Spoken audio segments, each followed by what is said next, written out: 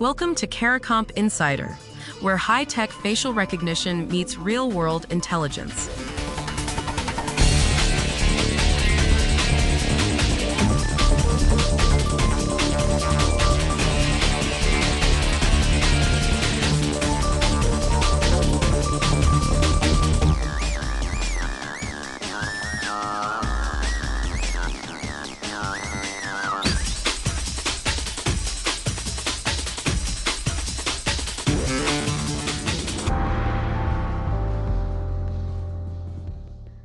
Here's something that trips up even experienced investigators.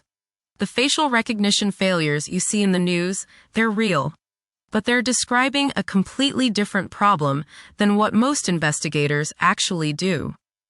If you've ever doubted AI facial comparison because of a headline about a wrongful arrest, this matters to you.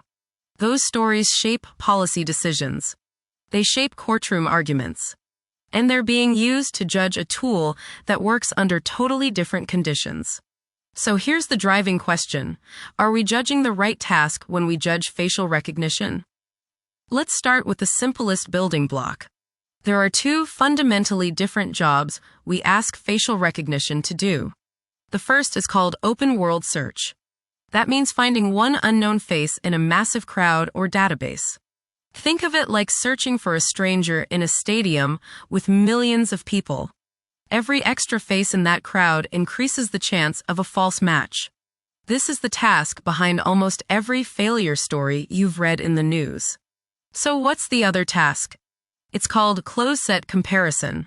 That means taking two specific photos and asking, do these belong to the same person?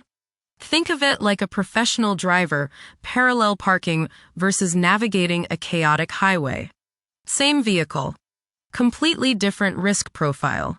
Investigators doing case-specific photo comparison are solving this second, simpler problem. Now, here's where it gets clever. NIST, the National Institute of Standards and Technology, formally separates these two tasks in their testing. They call them identification and verification. They've known for decades that error rates in one task can't be applied to the other. And the documented bias concerns? Those predominantly emerge in large-scale searches using low-quality, uncontrolled images. When you control lighting, angle, and image quality, as investigators do, the conditions are fundamentally better. Now, here's what most people get wrong. They assume that because headlines report high error rates in public scanning systems, any AI facial comparison carries the same unreliability. But NIST research shows one-to-one verification consistently outperforms one-to-many search by a wide margin, often by more than 20 percentage points under controlled conditions. So here's the bottom line. Facial recognition does two very different jobs. Searching a crowd for an unknown face is hard and error-prone. Comparing two specific photos side by side is a mathematically simpler problem with much better accuracy. Next time you hear someone cite a facial recognition failure to dismiss investigative photo comparison, you'll know the right question to ask. Which task are we actually talking about? Now you know something most people in this industry don't. Use it.